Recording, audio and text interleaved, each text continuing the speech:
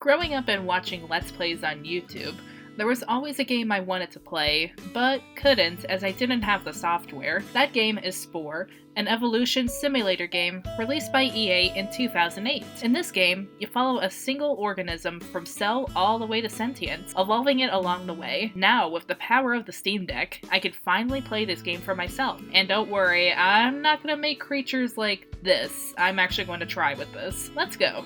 Okay, so I don't know how, but somehow I don't have any footage of what I did in the cell stage. Either I forgot to press record, I accidentally deleted it, or something happened when the game crashed in the middle of the creature stage and I lost my entire save and had to start over. Oh yeah, that happened. I was thrilled, but here's some new footage to kind of show what happens in this stage. So I created the planet Mirlik, and started my little goober, who I decided was going to be a vicious carnivore. You basically just swim around. If you're a carnivore, you eat other cells. If you're a herbivore, you eat plant particles laying around. You gather up more parts and grow bigger as you eat, continuing to evolve to improve your little bean, and in order to evolve your little guy, you have to call another one of your species to mate, which brings you to the creature creation screen, where you are limited by DNA points in how many parts you can put on your critter, but the more you eat, the more DNA points you get. Eventually you reach the end of the cell stage, growing legs if you so desire, and going on land. Which in the case of this species, I ended up naming them the Larnuk. In this stage, you continue to evolve, and you can either socialize to make friends with other herds of animals, or you can drive other species to extinction by consuming all of the creatures by the nest. While I did make some friends, I did extinct a lot of animals. You get more parts that you can use for your creature's design by either consuming or befriending other species, or by destroying bone piles that are laying around. Then it's the same as the cell stage, where you call on a mate and enter the creature creation screen, and then spend DNA points to edit your creature. I also slowly started to form an idea for what I wanted my species to be, both inspired by Asian dragons and Randall Boggs from Monsters Inc. Eventually my species evolved into the Larmic, and then finally into a Lizark, becoming this fine chat of a specimen. Look at him.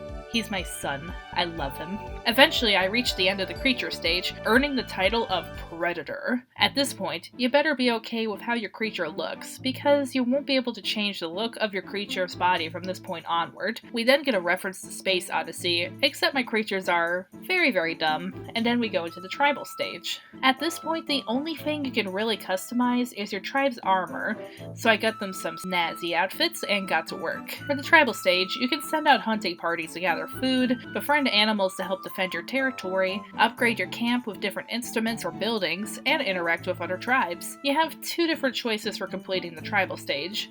You can either exterminate other tribes, or you can befriend them. I did befriend the first tribe that was closest to me, as I figured it would be easier to have an ally right off the bat, especially with how close their tribe was to mine. I wanted to exterminate the other tribes, but I was only able to succeed with one. I don't know if I was doing something wrong, but even with lots of tribe members and tools going to fight, it was pretty much impossible to win in battle. So I basically just ended up befriending the other tribes in order to move on to the next stage. So my totem pole just kinda ended up saying screw these guys in particular. Next up is the civilization stage, which again, you can't really change your creatures' bodies, but you can change their outfits, customize the buildings to live in, and their vehicles. You have to keep the citizens in your cities happy while balancing economy.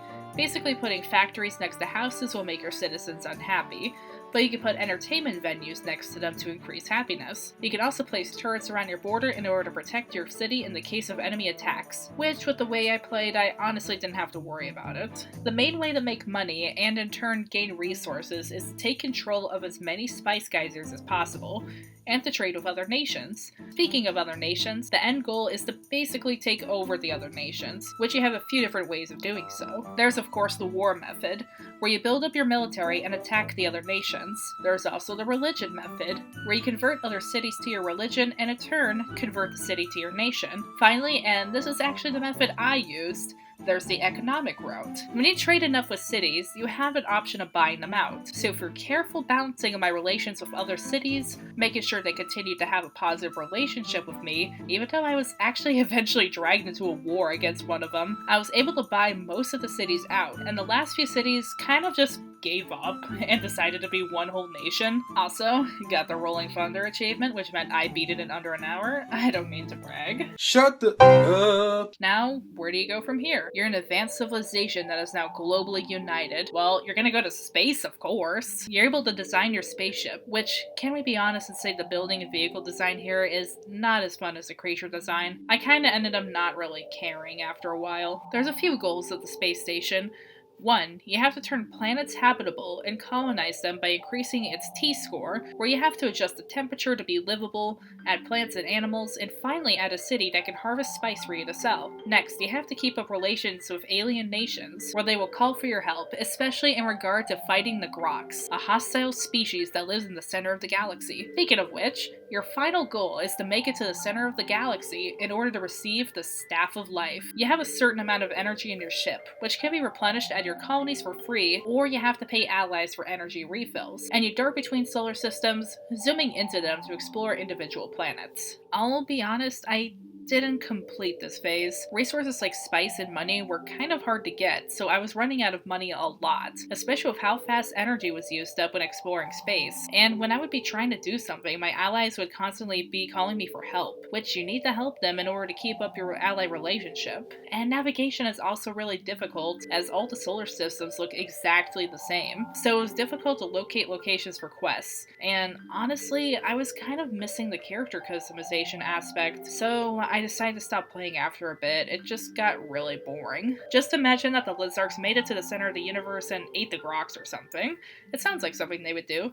So, was Spore worth revisiting? There are times when the controls are a bit clunky, however, I can give it a little bit of leeway due to its age. I think the highlight is creature creation, and seeing them walk around, no matter how goofy you make them. I do wish there was a bit of the creature customization outside of outfits in later stages, as animals don't stay the exact same for over thousands of years. For me, waging war on the tribal stage is unbalanced, and I didn't have the most fun with the space stage. However, I did have fun for the most part in later stages, especially with the civilization stage. I actually had a lot of fun with my economic takeover. Who knew? However, overall, I think it's worth revisiting, or at least playing through once. Whether you want to explore a vast galaxy, recreate popular characters, have some fun with evolutionary world building, or just building walking naughty bits, there is some fun to be had here. But let me know what experience you had with Spore, and what you thought of it in the comments down below. And make sure to subscribe and click the notification bell if you want to see more from me in the future. Until next time, this is Dance Macabre,